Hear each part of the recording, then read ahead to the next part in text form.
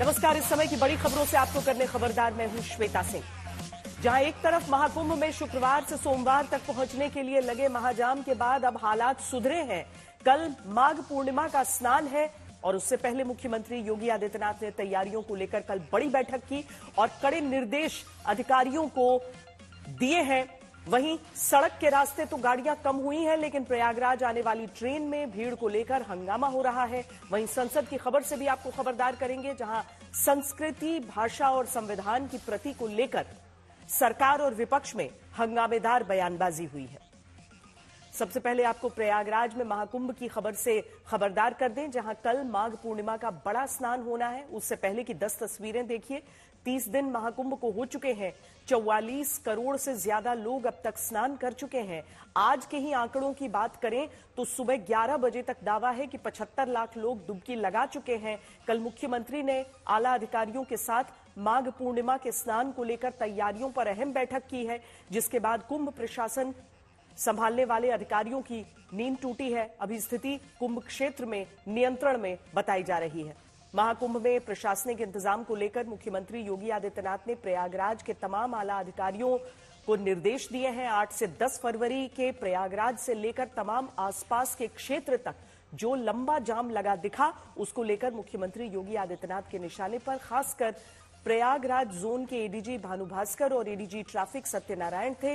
जानकारी के अनुसार मुख्यमंत्री ने दोनों अधिकारियों को बैठक में डांटते हुए कहा कि पूरे प्रयागराज की जिम्मेदारी आप लोगों पर थी, लेकिन चाहे भगदड़ का दिन हो या फिर आम दिनों की भीषण ट्रैफिक अव्यवस्था, आप लोगों ने गैर जिम्मेदाराना काम किया। यही नहीं, मुख्यमंत्री योगी आदित्यनाथ ने मेले के प्रमुख स्नान के दौरान मौके से गायब रहे बड़े अधिकारियों से भी नाराजगी जताई है। माना जा रहा है कि कई अधिकारियों के निलंबन की कार्रवाई हो सकती है।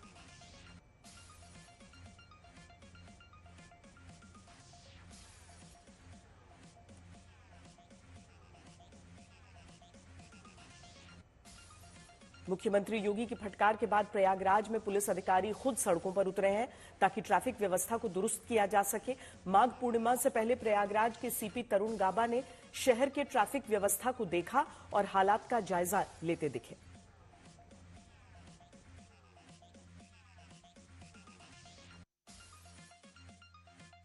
बहुत सुगम तरीके से यातायात यहाँ पे चल रहा है।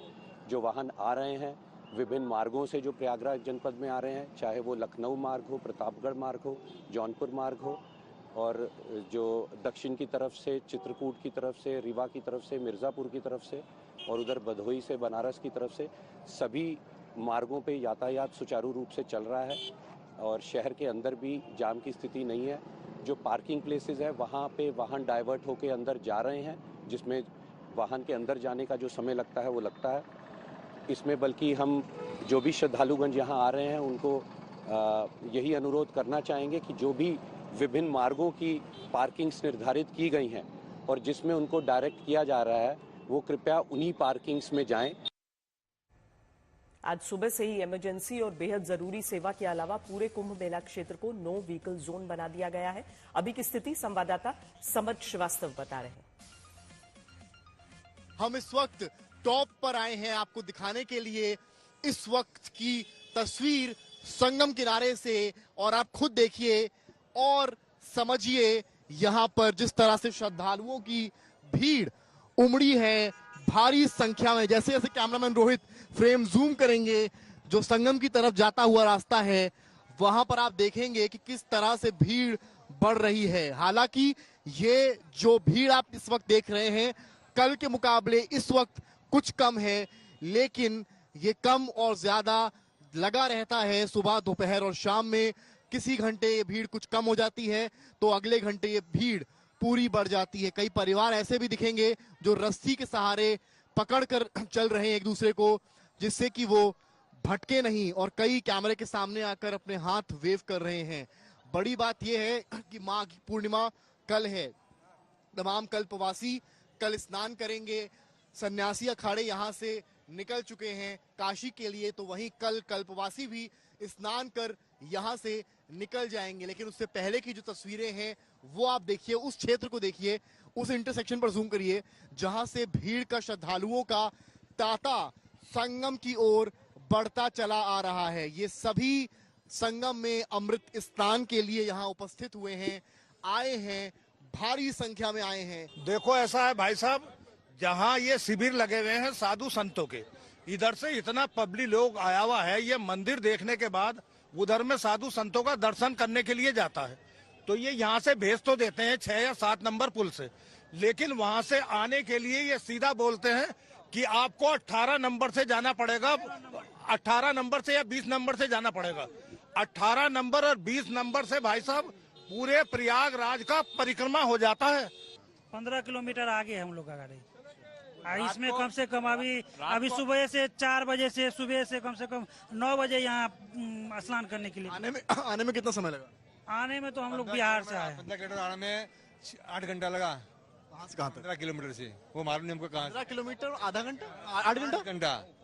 तो महाकुंभ में श्रद्धालुओं की संख्या जिस तरह से बढ़ रही है, माघी पूर्णिमा को एक दिन शेष है, पुलिस उस तरह से लोगों को यहाँ पर कंट्रोल कर रही है, भीड़ को मैनेज कर रही है, यानी कि जो क्राउड मैनेजमेंट की कहानी है, लगातार ये विसल्स बजा रहे हैं और भीड़ सही डायरेक्शन में जाए ये कोशिश है। लगातार इन स्पीकर्स के जरिए वो अनाउंसमेंट्स कर रहे हैं कि वो भीड़ जो है वो आगे बढ़ती रहे। आगे बढ़ जाइए, आप लोग बीच में मत खड़ा होइए, आगे बढ़ जाए आप लोग। आगे बढ़ने के लिए लगातार, अब दिखाता हूं मैं आपको यहाँ क्या हो रहा है कि भीड़ जाती है और एक जगह खड़ी हो जाती है। यहाँ पर आप देखें भीड़ जम जा रही है, तो पुलिस का काम क्या है, सामने की भीड़ की तस्वीर दिखाएं और जूम करें किस तरीके से लेटे हुए हनुमान जी और संगम, राइट और लेफ्ट 2 चंक्स देखिए खाली, वहां से कैसे श्रद्धालुओं का सैलाब आ गया है और माघी पूर्णिमा से पहले यहां कदम रखने की जगह नहीं बची है। कुंभ में भगदड़ से लेकर जाम लगने तक पर लगातार सवाल उठाते अखिलेश यादव ने अब से कुछ देर पहले संसद में बयान दिया। लोकसभा से सीधे यूपी सरकार पर निशाना साधा और कहा कि चांद पर पहुंचने का क्या फायदा जब जमीन की समस्याएं नहीं दिखती हों। सभापति महोदय, मैं ये पूछना चाहता हूं, जिस स्नान के लिए प्रधानमंत्री गए हो, देश के राष्ट्रपति गए हो, उपराष्ट्रपति गए हो, मंत्री गए हो, क्या यही विकसित भारत की तस्वीर होगी जिसमें आप ट्रैफिक मैनेज नहीं कर पा रहे हैं? आप हर शहर में ये कहा गया कि कोई शहर से निकले नहीं, सब के सब वहीं पर रुक जाएं, आगे नहीं जा सकते, दर्शन नहीं कर सकते। अगर ये सच्चाई नहीं है सभापति महोदय, सब बॉर्डर सील हुए हैं, जितना भारत के लोग सब बॉर्डर सील हुए हैं, और फिर चांद पर पहुंचने का क्या फायदा जब जमीन की समस्याएं न दिखती हों आपको, जमीन की समस्याएं न दिखती हों। और सभापति महोदय, मैं सरकार से जानना चाहता हूं वो ड्रोन कहां हैं? वो जो डिजिटल इंडिया की बात कही गई थी, वो कहां है? जो लोग अभी तक इस बात की डिजिट नहीं दे पा रहे हैं कि कितने लोगों की जान गई है, कितने लोग वहां पर खो गए हैं।